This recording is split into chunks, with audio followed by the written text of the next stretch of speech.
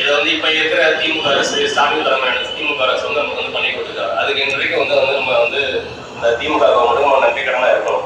அது போக வந்து ஸ்டாலின் வந்து இதை திறந்து வைக்கிற மாதிரி இருக்காரு. தமிழக முதல்வர் ஸ்டாலின் அவர்கள் வந்து இங்கே வந்து திறந்து வைக்கிற மாதிரி இருக்காரு.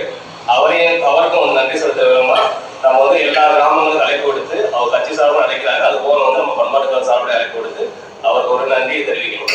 அது வந்து ஃபர்ஸ்ட் பாயிண்ட். ரெண்டாவது வந்து இந்த இந்த மணிமண்டலம் அமைகிறதுக்கு என்ன கட்சி உழைச்சிருக்காரு.